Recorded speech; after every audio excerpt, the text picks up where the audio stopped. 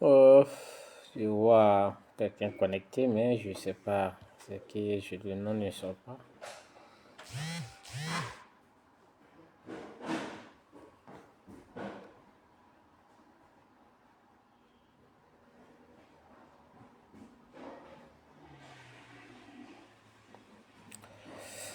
Alors, bonsoir, bonsoir, chers Ivoiriens, merci, bonsoir, bonsoir. Et voilà, je suis un peu fatigué, mais c'est un devoir pour moi. Voilà, c'est un devoir. Donc, rapidement, je vais faire ce direct-là. Et j'espère que vous allez bien. Maman Marie-Élise, bonsoir. Ayoke. Oh, mon frère Julien, bonsoir. Comment tu vas, camarade? J'espère que tu vas bien.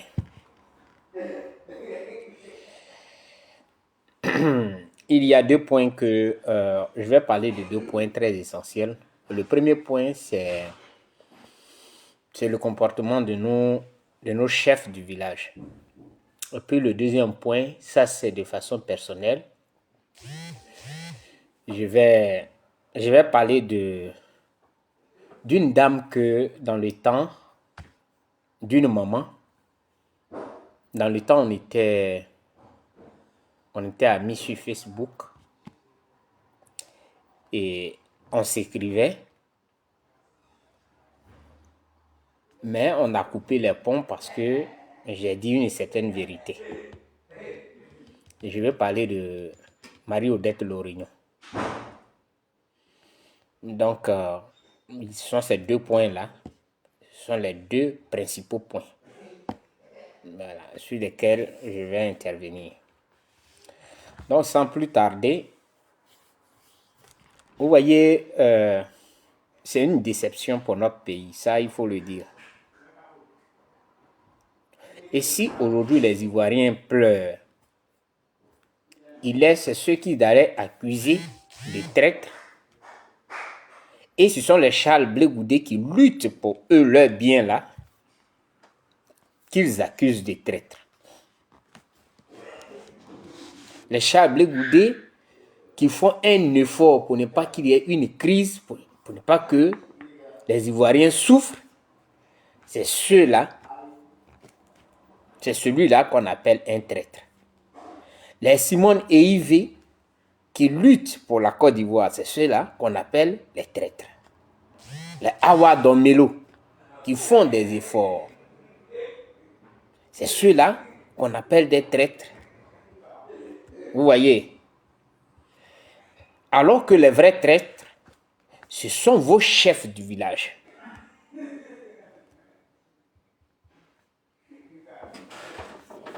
Ce sont vos chefs du village. Un chef du village, c'est qui? Quel est son rôle? Les rois, on dit lui là, c'est le roi. C'est tout cela qu'on appelle les gardiens de notre culture. Le chef, et même quand les artistes, moi je ne comprends pas Agni, Gouro, Ouabé, mais je sais que il y a des chansons qui sont dédiées aux chefs du village. Parce que les chefs du village, ils sont sacrés. Bon, ils étaient sacrés.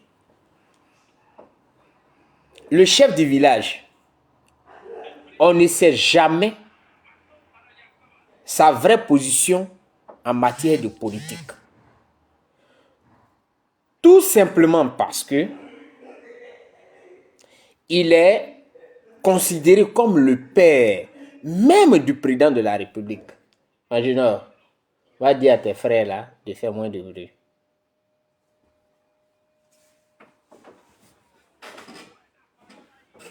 Le chef du village, les rois, on dit celui-là c'est un roi, c'est un chef. Quand des politiques entrent dans un village, il les accueille. On ne connaît jamais sa position. Sa seule position, ce sont les urnes et lui. Sa seule position, c'est Dieu et lui. Parce que c'est Dieu qui voit ce qu'il pense. Mais nos chefs de maintenant, il leur reste à prendre leur carte de membre de partis politiques. C'est ce qui reste. C'est ce qui reste. Il leur reste à prendre, c'est-à-dire que à participer aux réunions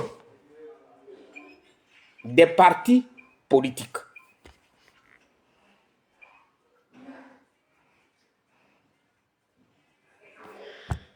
C'est ça. C'est ce qui reste à faire. Vous voyez votre souffrance que vous avez traînée depuis des années jusqu'à maintenant. C'est parce que vous avez des chefs incapables. Bonsoir, camarade Léa. C'est parce que vous avez des chefs incapables. Des chefs responsables de partis politiques à la tête des villages. C'est pourquoi vous souffrez. Parce qu'en réalité, quel était leur rôle? Comme on les considère comme les gardiens de notre culture, en cas de problème, quand le pays, c'est-à-dire que on voit que le pays va très mal et que les enfants de ce pays-là sont sur un pied de guerre, ce sont les chefs-là qu'on regarde. C'est eux. Même le président de la République, il a peur, il doit avoir peur du chef du village. Même le président de la République, que je dis. Il doit avoir peur du chef. Parce que c'est le gardien de notre culture, des chefs et rois. Bonsoir, Marie, comment tu vas? Il y a deux Marie Angelina. J'allais dire ton nom en espagnol. Et Marie Chaline. Bonsoir à vous. Mais nos chefs ont vendu leurs âmes. Ils ont vendu leurs âmes. C'est pourquoi vous souffrez aujourd'hui. Si vous ouvrez vous savez écrire que vous ouvrez vos portables pour parler, c'est de ceux-là que vous devez parler. C'est ceux-là qui sont les traîtres. Pas les Charles Blé Goudé. Pas les Simone. Pas les Don Melo. C'est pas ceux-là. Au contraire, ils veulent que la Côte d'Ivoire soit un pays démocratique et que les institutions, là, il y ait séparation de pouvoir. Voici. Mais des chefs qui peuvent s'asseoir, les rois qui peuvent s'asseoir et dire que non, on soutient la candidature de tel. C'est pas aujourd'hui ça a commencé, hein. Ça, je veux être clair. C'est le problème de la Côte d'Ivoire qui est là. Non, ils sont incapables de régler un problème. C'est ceux-là qui devaient convoquer, que ce soit M. Ouattara, que ce soit M. Gbagbo, et tous ces gens-là qui sont agités.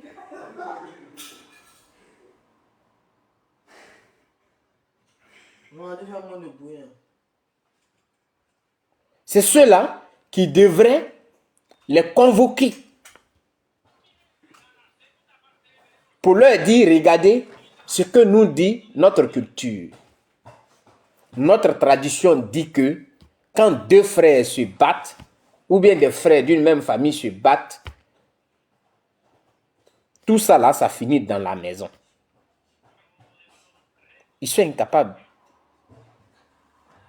Parce qu'ils pensent à ce qu'on va leur donner. C'est à ça qu'ils pensent. Ils croient que les voitures qu'on leur achète viennent de la poche d'un individu.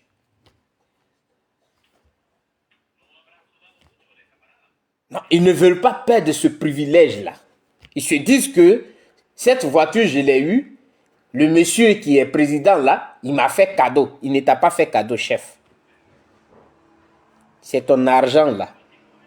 Ce sont les dividendes là qui te retournent, mais voilà, il se fait passer pour un bon type. Quand il était candidat, il n'était pas encore président là. Il t'a acheté combien de voitures? Il t'a acheté combien de voitures? Quand il était président, ou bien comme on appelle DG, ou bien directeur de la Banque mondiale, ou bien sous-directeur, ou bien quoi, manager, tout ça là, il t'en a acheté combien? Même vélo. Il t'a acheté combien? Vous avez un problème ici. Et vous manque la dignité. Et vous ne protégez même pas ce qu'on appelle notre tradition. C'est sur vous, en temps normal, on devait compter. Pour dire qu'il y a un problème. Ah oui, Julien, il se joue les bons samaritains. Sur notre propre argent.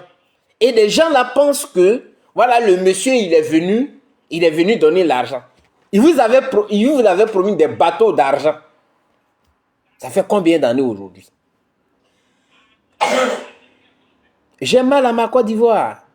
Parce que ça soit vieux, jeune, enfant, c'est même sauce.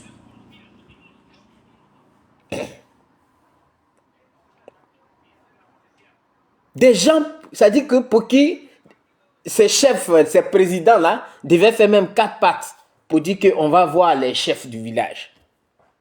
Non, c'est eux-mêmes qui font 4 pattes. Alors que le pouvoir, le vrai pouvoir naturel, là, c'est eux qui ont ça, les chefs du village. Parce qu'ils sont les gardiens de notre tradition, de notre culture. Mais ils ne connaissent pas ça. Ils sont incapables de régler un simple problème. Un petit problème. Ils sont incapables de dire que nous, on vous convoque. Ils ont aujourd'hui comment on appelle ça? Un siège, non? C'est pourquoi ils n'ont pas de poids. Parce qu'ils sont incapables de dire à un président que nous, on te convoque chez nous. On a besoin de toi. Viens nous expliquer. Ils n'ont pas ce poids parce qu'ils sont devenus des lèche-bottes. ces chefs-là. Ils sont devenus des lèche-bottes. Mais quand tu es lèche-botte, quelle force tu as à convoquer quelqu'un? Quand Charles Blé Goudé dit, la main qui te donne là, c'est elle qui te tient. C'est pourquoi ils sont incapables. Et que les problèmes deviennent un cancer en Côte d'Ivoire. C'est sur eux on devait compter et dire que nos chefs traditionnels sont là. On sait qu'ils vont régler ce problème-là. Ils sont incapables. On soutient Ouattara parce que c'est lui qui est venu. Regardez-moi ces choses.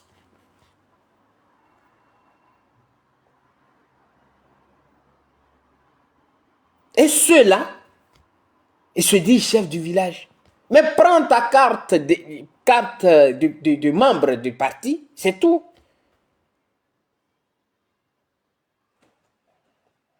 Un chef, il est là quand les autres...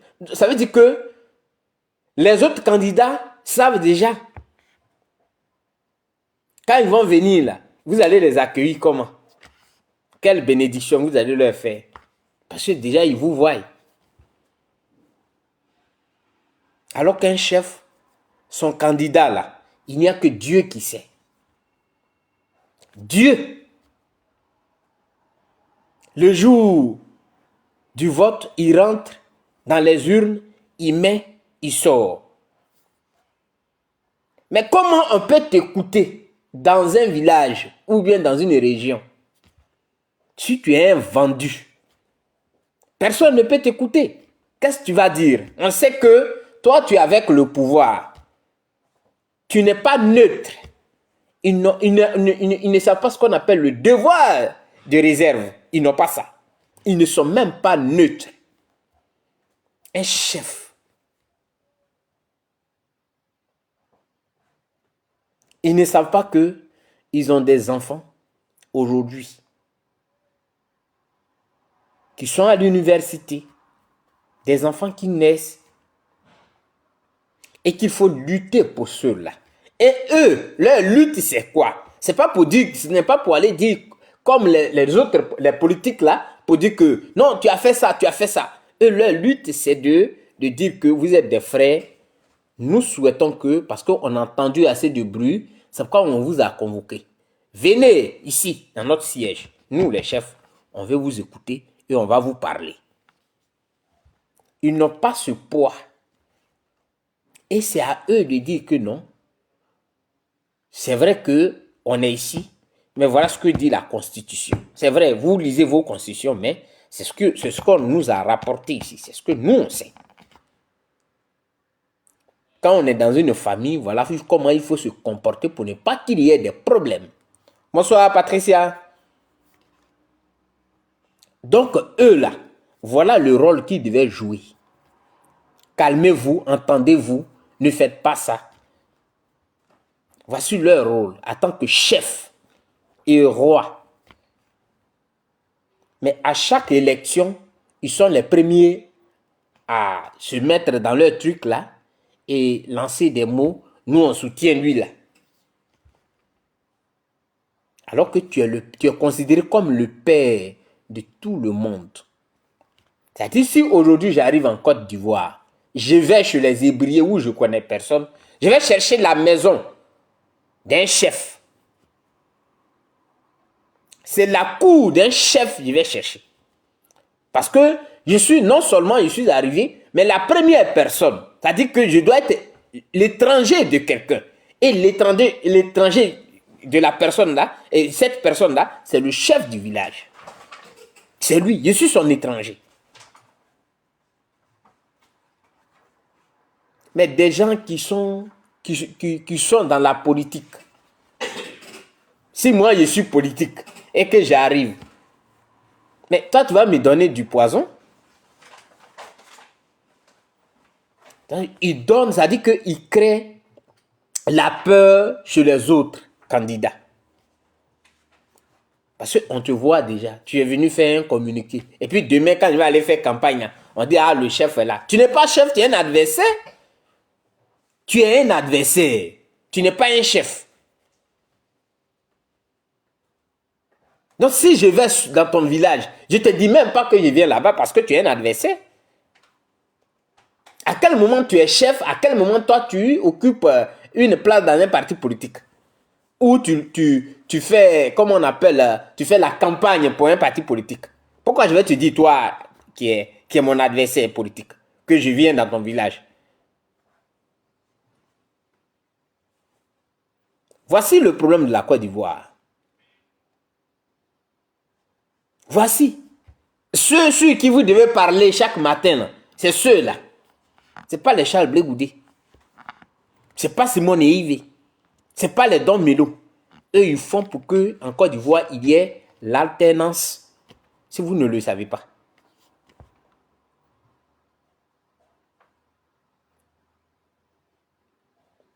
C'est ce que j'ai voulu dire sur ce point-là. Quand je vois leur déclaration, j'ai la nausée. Je me demande, c'est quoi la Côte d'Ivoire? La Côte d'Ivoire, elle est perdue. Elle est perdue. Parce que toi, chef, tu vas dire quoi aux enfants? Tu ne vas rien dire. Tu ne peux rien dire et tu ne seras pas écouté.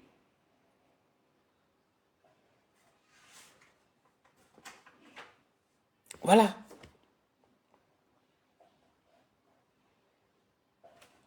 Et ça me rappelle une histoire.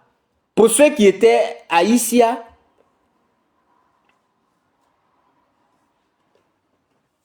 entre 2009, 2007, 2008, 2009, 2010, ils peuvent se rappeler. Quand le ministre, paix à son âme, Antoine Bonne-Boabré, il allait à Issia.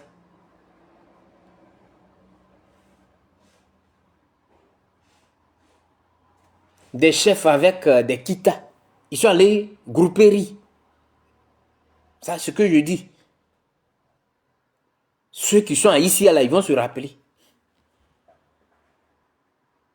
Un chef, c'est-à-dire il a mis kita ici pour aller grouper riz, prendre viande dans sauce graine. C'est parce qu'ils ne savent pas ce qu'ils sont. Ils ne connaissent pas leurs valeurs. J'ai vu des pays où on dit ceux-là, ce sont des chefs et le président de la République, avant de saluer même le chef, il s'abaisse pour saluer le chef. Et le chef a la tête comme ça, il le regarde. Oui, je parle de l'Afrique. Ces pays existent jusqu'à présent. Le président de la République, on dit président de la République, il enlève même chaussures pour rentrer dans la maison du chef. Parce que le chef, tout le monde le respecte. Chef du village. Mais vos chefs qui sont au village là, c'est sur eux-là, ceux qui ont bouché, c'est sur ceux-là ils devaient parler. Mais il les laisse, c'est les Charles Blé Goudé, ils vont aller traiter de... Non, il a trahi, il est rentré ici, il a fait ceci.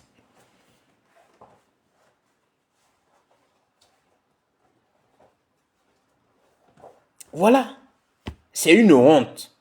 Ça, il faut le dire. Quand je vois tout ça là, c'est une honte. Des gens qui sont incapables de savoir leurs valeurs et mettre ces valeurs-là à profit. Faire profiter à la jeunesse, à la Côte d'Ivoire tout entière, leurs valeurs. Dit que c'est nous, le pays nous appartient. Pas à vous qu'on a mis là. Donc nous avons le dernier mot. Mais ils sont incapables. Ils sont incapables. J'ai vu les religieux qui se sont associés, musulmans, chrétiens. Et ils ont lancé un appel. Voici ce qu'on attend des chefs. Mais pas des chefs mendiants. Pas des chefs mendiants. Voici ce qu'on attend de ces personnes-là. Les religieux musulmans chrétiens, ils se mettent ensemble et ils parlent de la Côte d'Ivoire. Ils appellent, ils apaisent. Mais vous, les chefs, qu'est-ce que... On ne sait pas. Voilà des gens. Donc, c'est ce que j'ai voulu dire. Pour ceux qui sont occupés à parler de Charles Blé Goudé, là, voici vos traîtres. Charles Blé Goudé n'est pas votre traître. Voilà. Et si c'est ça, on va toujours courir. Parce que moi, je dis que je ne laisserai même pas un. Je ne serai pas dans cette méchanceté-là.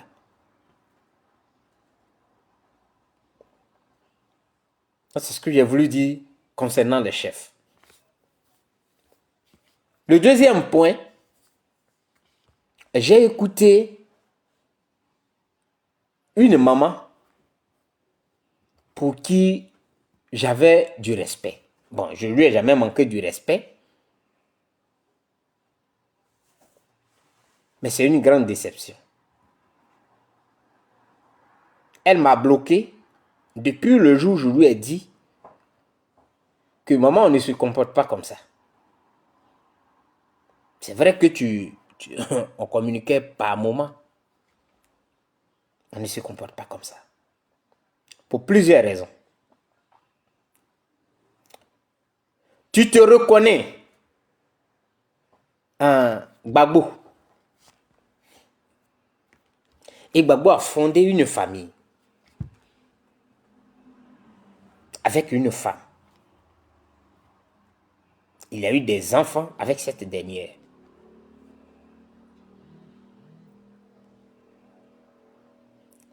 En plus de cela, tu es toi-même une femme.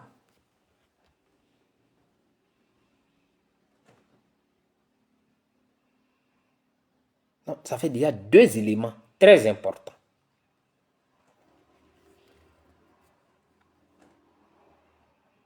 Le troisième élément, vous apparteniez à la même formation politique. Vous étiez dans la même formation politique.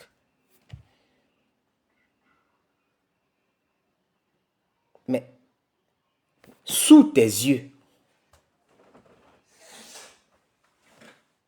des individus se lèvent pour l'injurier. Je parle de ça parce que ce que j'ai écouté de sa vidéo récente là, c'est pour ça. Tu n'as jamais condamné. Pas parce que vous êtes dans un même parti, mais en tant que femme, en tant que mère, tu n'as jamais, ça dit que jamais, fait une conférence pour dire que nous, Simone, c'est avec elle qu'on a fait nos enfants. Quand je dis nous, parce qu'elle est de Gagnoa, je dis ça. C'est avec Simone on a fait nos enfants. Celui qui a des problèmes avec Simone, qu'il prenne lui-même son courage entre ses deux mains, qu'il l'insulte, mais qui n'associe pas le nom de Gbagbo, qui n'associe pas le nom de notre parti. Tu n'as jamais fait ça, Marie-Odette Lorignon. Jamais.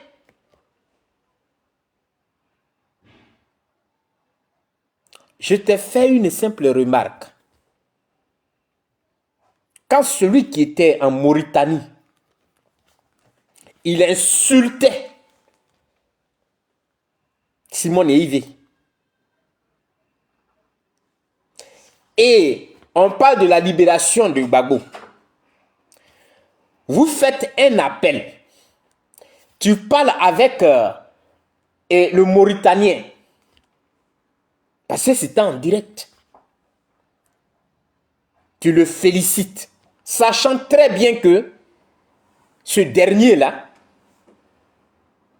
il a assis sur celle qui était encore l'épouse légale de celui que tu appelles ton frère, de celui que tu appelles ton leader, en tant que femme, tu l'as pas, c'est-à-dire que tu as pris le téléphone pour le féliciter. Quand on t'a dit que, moi je t'ai dit, maman, non, tu as fait une erreur. Pour ça, tu m'as bloqué. J'ai compris que c'est une association contre elle. C'est le message que j'ai reçu. C'est-à-dire que le fait de me bloquer, parce que je t'ai simplement dit que ce n'est pas normal et que je ne suis pas d'accord. Tu m'as bloqué. Je sais que tu vas voir ma vidéo. Parce que quand on dit l'hypocrisie, c'est votre petit groupe là. L'hypocrisie et la méchanceté, c'est votre petit groupe là. Ce sont les gens qui ne veulent pas ouvrir les yeux, qui vous suivent et qui applaudissent tout bêtement. Mais pas nous. Et toi-même, tu as montré cela à travers ta récente sortie. Ah, donc quand on insulte des grandes personnes et leur famille, ça fait mal.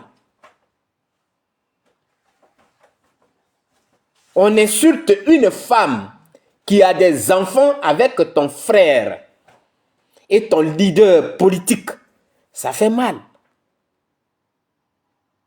Je ne savais pas ça. Je pensais qu'on mettait des tam-tams. On tuait des bœufs. On organisait une cérémonie pour dire que waouh, que ça se passe bien.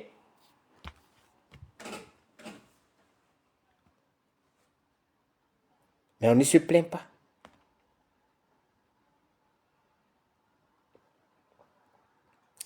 Moi, je dis, votre histoire de non, tu es dans la politique, il faut laisser ça là. Moi, je ne suis pas dans ça. Hein. Je ne suis pas dans ça. Parce que la blessure morale, elle est incurable. Il faut être quelqu'un qui est dur pour supporter ça.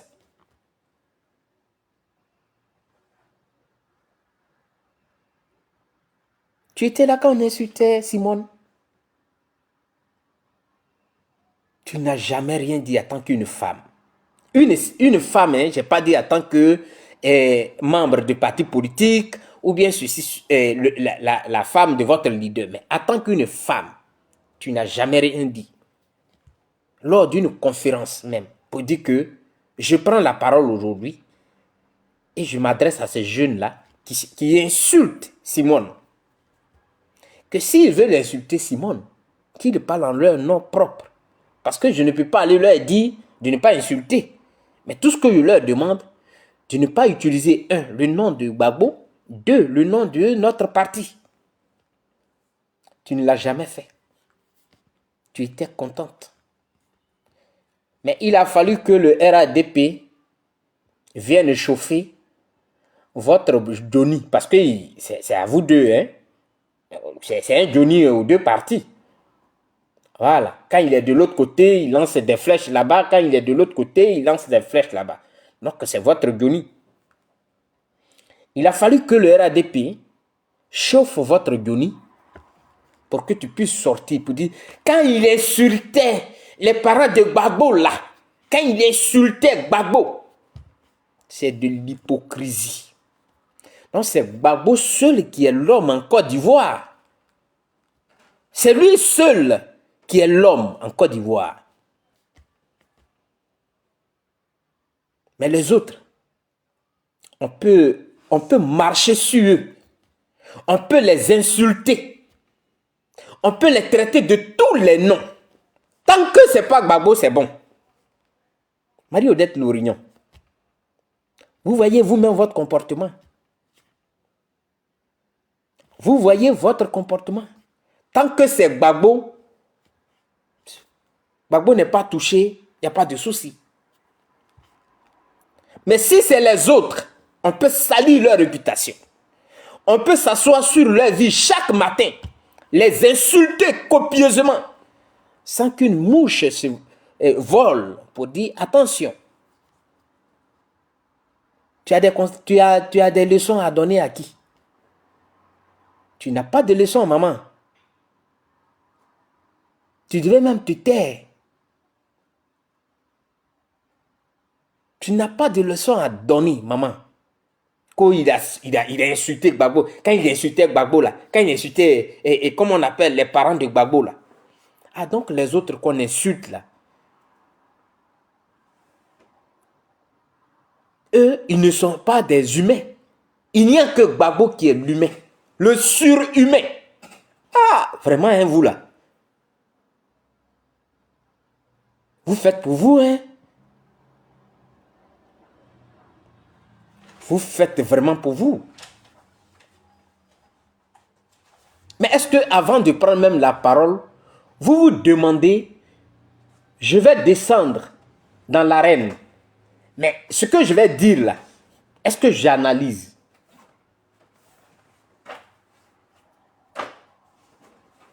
Avant que Johnny Pakeko ne retourne une deuxième fois son couteau contre les autres, il avait déjà fait.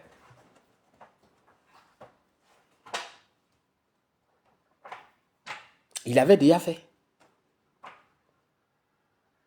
Mais moi, je reste sur le cas de Simone et des autres. Vous voyez comment je ne peux jamais vous... C'est-à-dire que je ne sais pas comment je peux ouvrir mon cœur. Non. Parce que votre groupe là, que ce soit Gbagbo, vous tous, vous êtes très méchants.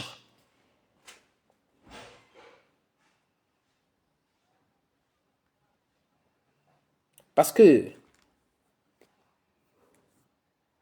on ne peut pas insulter ma femme, même si je ne l'aime plus. Mais j'ai des enfants avec elle. Et puis je vais fermer ma bouche. Mais avoir le courage d'interpeller des jeunes qui chantent, qui disent « Petit Moussi, va chez toi ».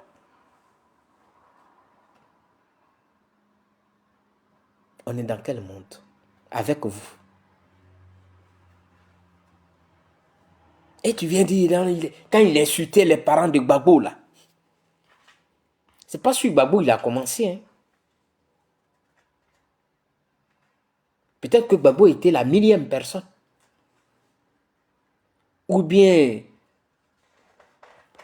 1 million de personnes là-bas. C'est pas sur Gbagbo il a commencé. C'est pourquoi il dit aux jeunes, à ceux qui me suivent, quand ces jeunes sont agités sur les réseaux sociaux, ne dites pas que non, ce sont les jeunes.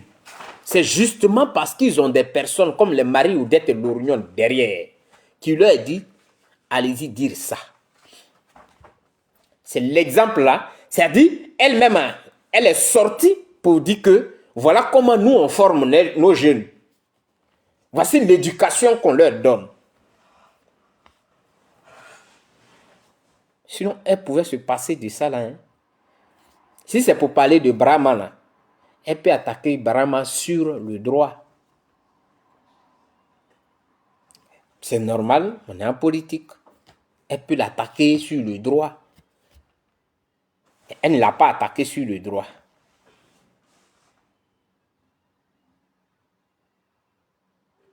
Mais ils ont insulté les parents de Gbagbo là. C'est ça qui était important.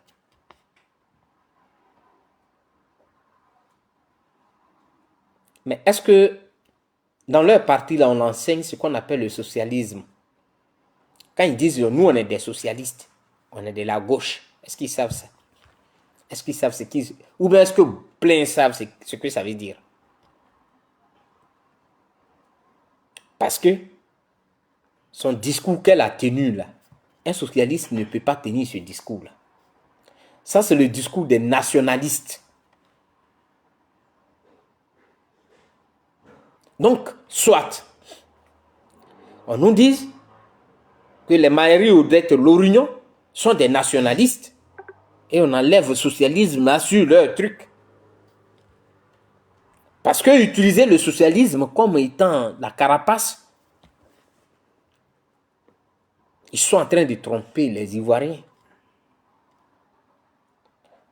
Le discours qu'elle a tenu, ça c'est le discours de Abascal ici en Espagne.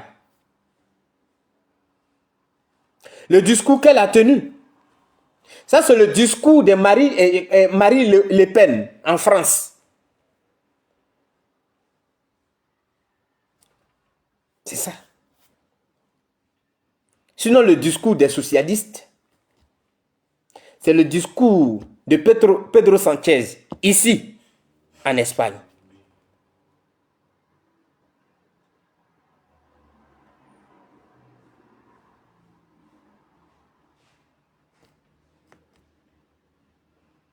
C'est ça. On est des socialistes. On est des socialistes. Nous là, on est des socialistes. Mais les discours qui sortent montrent que vous n'êtes pas des socialistes. Les discours que vous prononcez montrent que vous n'êtes pas des socialistes. Vous êtes des nationalistes, des ultranationalistes.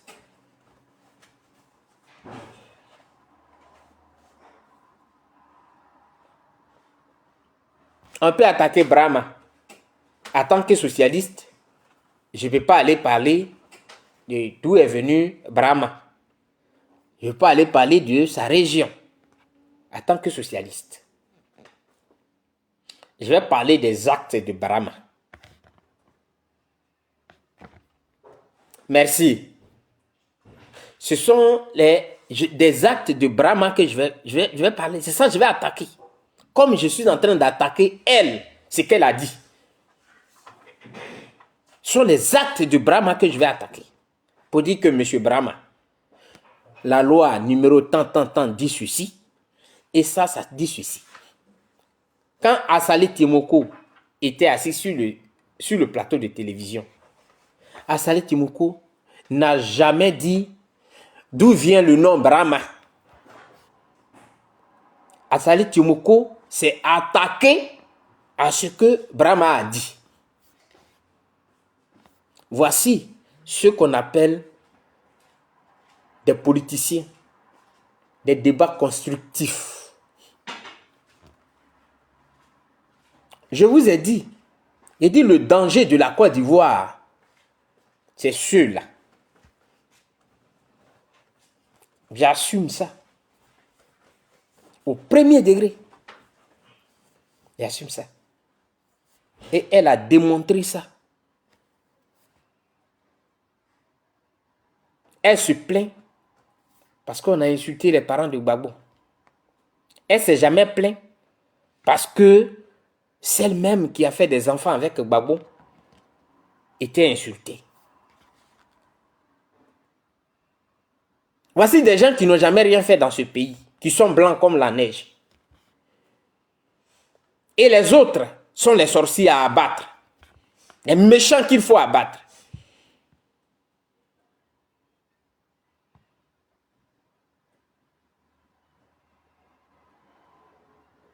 Voilà. Il y a des paroles que les grandes personnes doivent sortir de leur bouche. Et quand les jeunes, et surtout quand on est leader, parce que les jeunes nous regardent, il sait que lui là il est leader, il n'a jamais dit ça, il ne va pas aimer. Donc il ne va jamais sortir ça de sa bouche. Mais si ces enfants aujourd'hui là ont le courage de dire tout et n'importe quoi, c'est parce qu'il y a les Marie-Odette Lorignon derrière. Si elle-même, elle est capable de dire, de tenir de tels propos, mais ce n'est pas un enfant qui est né même dans une histoire de, comment on appelle ça, buzz, qui ne peut pas, un enfant androïde, il est né dans l'histoire d'androïde, c'est-à-dire tu le vois, il a toujours portable sur, il ne parle qu'avec son portable. C'est pas lui qui ne va pas dire des choses comme ça.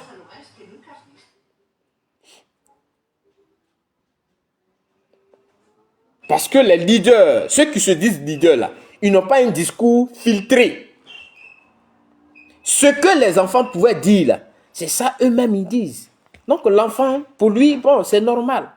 Aujourd'hui, vous entendez, non, toi tu as peur, tu n'es pas un guerrier. C'est parce que les Marie Odette Lorignon hein, leur ont donné ces discours-là. Parce qu'on ne leur a pas enseigné que la politique, c'est un débat constructif. Quand on parle de politique, c'est un débat constructif. Mais ce n'est pas pour venir mentir sur des gens. Ce n'est pas pour venir diffamer des gens. Ce n'est pas ça. Chers Ivoiriens, moi, j'ai fait ma part. Et je dois toujours faire ma part sans faux fuyant. Si vous considérez que ce que je dis, c'est pas bon, c'est vous qui voyez. Mais au moins, moi, j'ai parlé. Parce que quelqu'un qui est un leader, tu es un leader, ça dit, tu es le miroir de toute une génération, mais des générations. Ton discours que tu dois tenir en public, il est filtré. 1000 fois filtré avant de parler. Parce que ce que tu vas dire, c'est ça que les jeunes vont regarder. Tu ne peux pas parler comme un jeune de la rue, c'est-à-dire venir dire, mais qu'est-ce que tu peux, quel reproche tu peux faire à un enfant? Tu ne peux pas faire de reproche à quelqu'un. Parce que toi-même, ton discours que tu tiens là, mais c'est ça, il regarde. Tu vas lui faire quel reproche? Rien.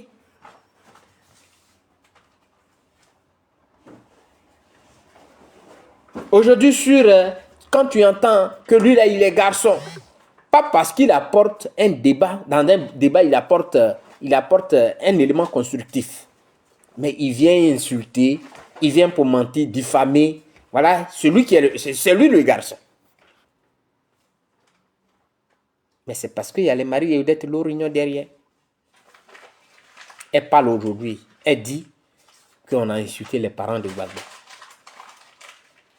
Moi, il ne savait pas que quand on insulte les parents d'une grande personne, d'un leader, ça fait mal. Moi, je ne savais pas ça.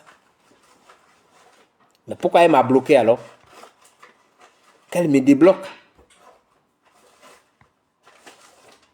Qu'elle me débloque. Parce que c'est ça.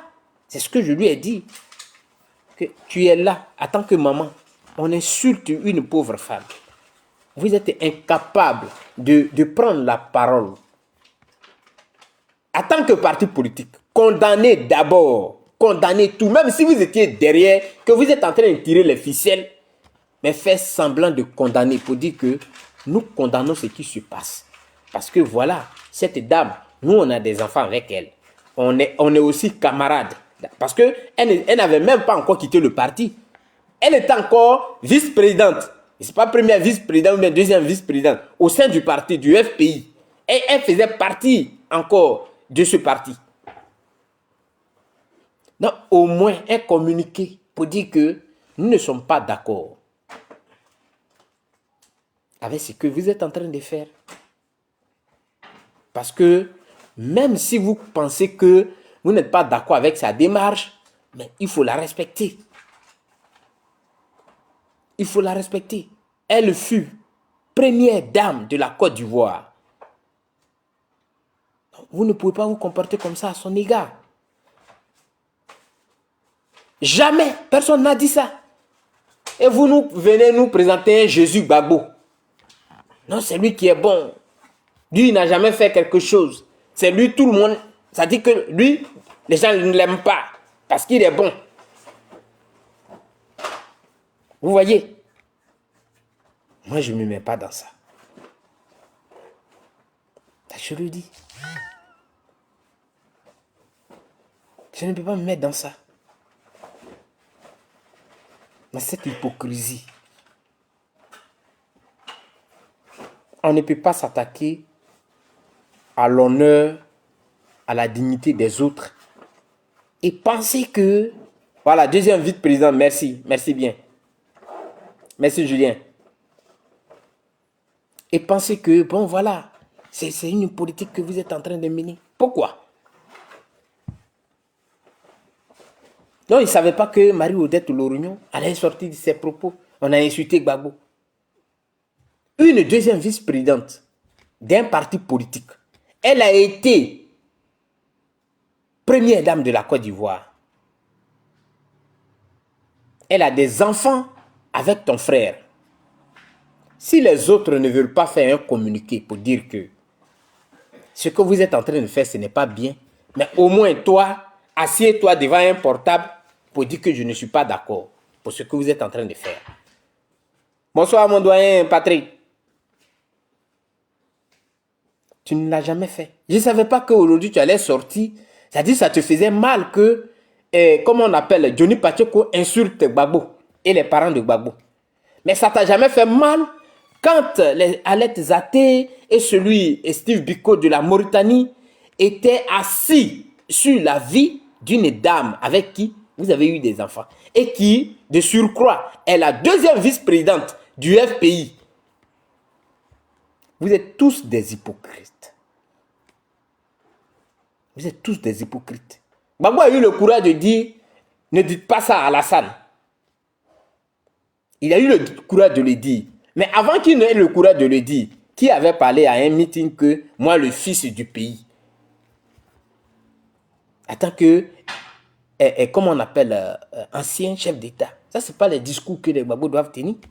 Ça, c'est moi, il doit tenir ce discours. Et puis Gbagbo va me dire, hey, arrête-moi ça. Donc, dites aux Ivoiriens, si vous êtes des nationalistes, des radicaux, ou si vous êtes des socialistes, parce que quand vous dites que vous êtes des socialistes, mais vos discours, vous trahissent. Un socialiste ne peut pas tenir le discours que vous tenez. Ça, c'est le discours des nationalistes.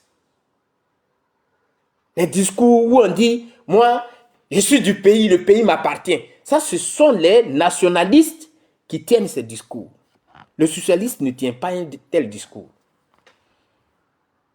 Enseignez bien ceux qui vous suivent. Dites-leur que nous, on est des nationalistes. Là, c'est assumé. C'est assumé. Mais ne dites pas que vous êtes des socialistes et vous faites ce que les nationalistes font. Vous voyez? Ceux qui veulent vous maquiller là, qu'ils vous maquillent. Mais moi, je ne peux pas vous maquiller. Parce que trop, c'est trop. C'est lui-là qui a raison. C'est lui qui a raison. On insulte, comme le dit Julien, une cofondatrice d'un parti politique. Une première dame. La mère des enfants de votre leader politique. Et vous êtes incapables. Tous, vous êtes là, les Assoadou, vous tous là. Personne n'a levé la voix pour dire que arrêtez ça.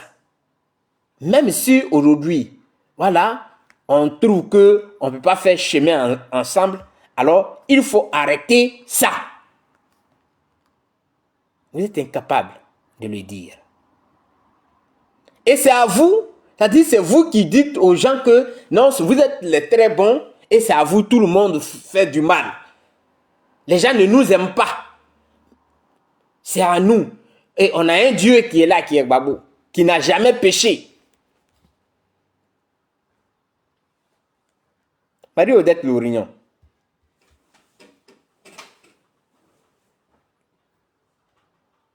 Toi-même, tu vois. Sinon, c'est toi, en tant qu'une doyenne dans la politique.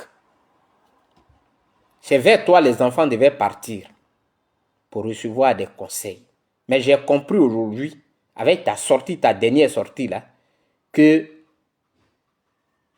c'est du même ou pareil. Peut-être que ce sont les enfants qui vous donnent conseil. Mais c'est du même ou pareil.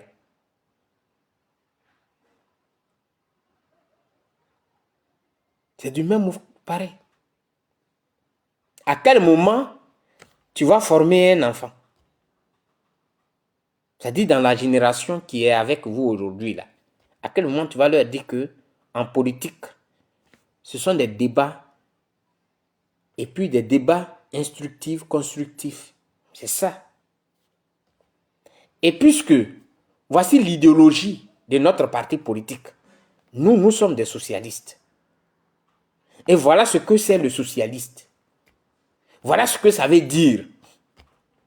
Et que nous, on n'est pas là pour dire tel est venu de Makono et que l'autre, il est venu de Goitafla et que l'autre, il est ceci.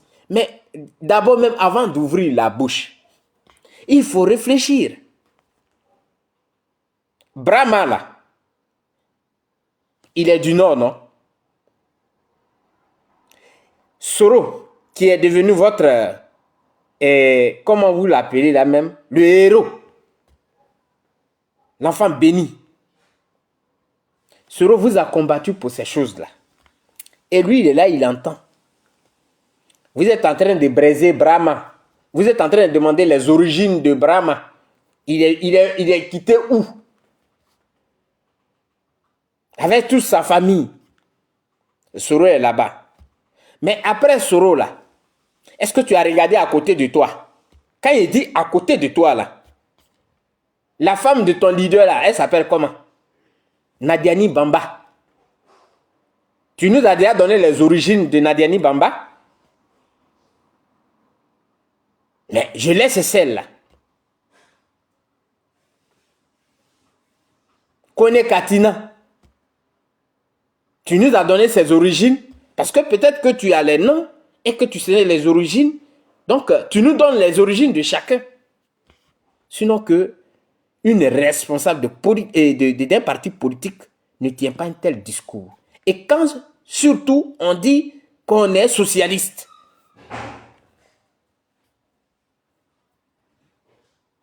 Je t'en prie, camarade Julien.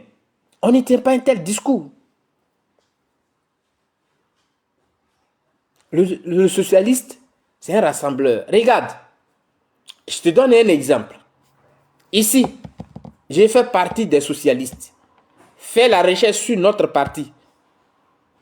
PSOE, l'actuel parti qui est au pouvoir. Le camarade Pedro Sanchez, qui est à la tête de ce pays. Il lutte pour nous les étrangers.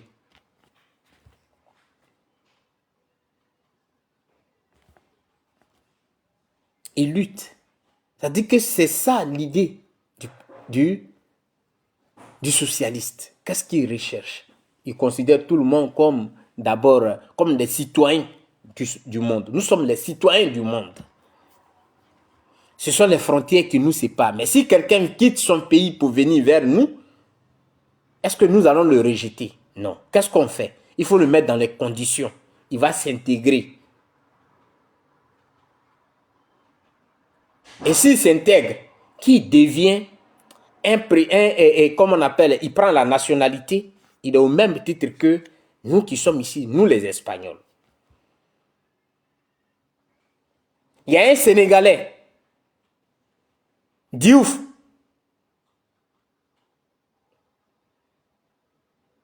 C'est un député. Il est dans Canaria.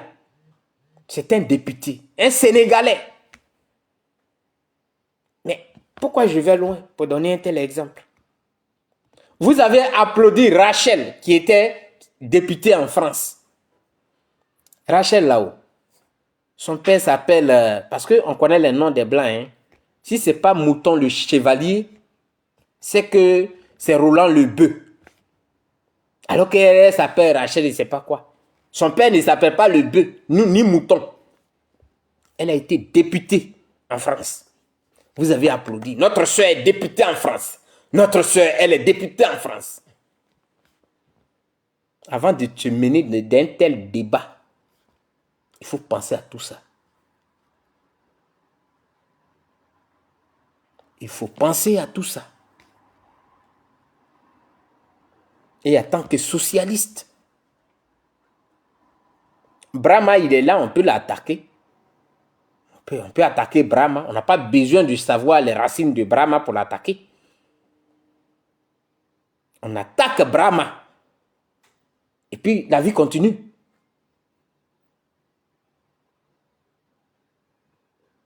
Voilà. Quand je dis que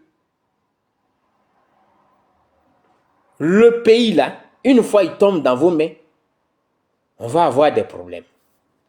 Parce que quand je dis on va avoir des problèmes, vous-même, ce que vous faites,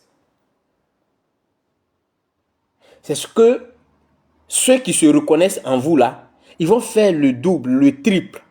C'est-à-dire ils vont se croire propriétaires du pays que tout le monde, que ils vont très mal se comporter. Et ça va révolter encore des gens.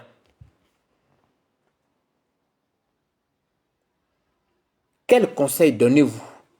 Ou bien vous-même, là, qu'est-ce que vous avez reçu pendant des années dans ça? Quand vous regardez les crises, c'est-à-dire que vous n'avez pas fait, c'est pourquoi vous traitez Charles Blé Goudé d'un traître. Mais il a regardé ces crises-là, c'est pourquoi il a changé sa façon de faire. Non seulement il n'était pas, c'est pas lui qui a créé ces problèmes-là. Rachel Tchétché, son papa ne s'appelle pas Mouton, parce qu'on connaît les noms des Blancs. Si c'est pas Roland Le Bœuf, c'est qu'il est Séverin Lecoq. Elle s'appelle Kéké. Bon, Tchétché, c'est pas traduit en français. Si c'était traduit en français, vous allez me dire, mais c'est la même chose. Parce que Kéké, on dirait épervier, donc c'est la même chose. Peut-être c'est ce que vous allez me dire. Mais nous, on dit, elle s'appelle Kéké. Vous voyez? C'est un carrefour très dangereux. Alors, je voudrais le dire à Marie-Odette Lorignon. Et quand on a fait des années dans la politique, on devient sage. Hier, tu n'as pas protégé la femme de ton frère. Et je le répète, quand il dit la femme de ton frère, c'est parce que tu viens de Gagnoa et Babo vient de Gagnoa. Donc, c'est considéré que c'est ton frère. Tu ne l'as pas protégé. Tu n'as pas lutté pour elle. Hier, tu n'as pas protégé la femme de ton leader politique qui est Babo. Tu n'as même pas pipé un seul mot. Tu ne l'as pas fait. Hier, tu n'as pas protégé celle-là qui était la cofondatrice ou bien qui était à l'origine du FPI aussi, qui a mené ce combat. Tu ne l'as pas protégé.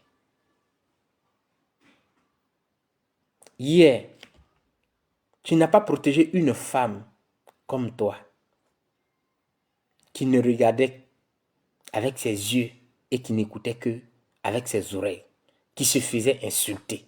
Marie-Odette Lorignon. Tu ne l'as pas protégée. Parce que pour toi, elle n'est pas Gbagbo. La seule personne qu'il faut protéger dans ce monde et sur cette terre, c'est Gbagbo. Sinon que les autres ne sont rien devant toi. Ils ne représentent rien devant toi. Il n'y a que Gbagbo, qui est l'être humain.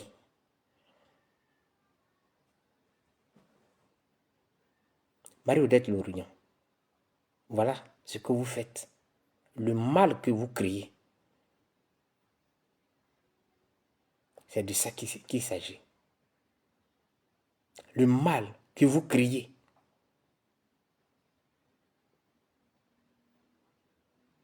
tu aurais pu parler quand même de la manière dont tu parles aujourd'hui. Voilà. Vous vous cachez quand on vous dit que c'est vous qui envoyez les gens là sur les réseaux sociaux. Vous dites que non, nous on n'a rien à voir là-dedans. Mais je n'ai rien à voir là-dedans si quelqu'un a un problème avec la justice ou bien avec quelqu'un là-bas. Je ne dis rien. C'est pas mon problème à moi. Mais vous vous levez pour le défendre. Parce que là, il est en train de dire des choses sur certaines personnes.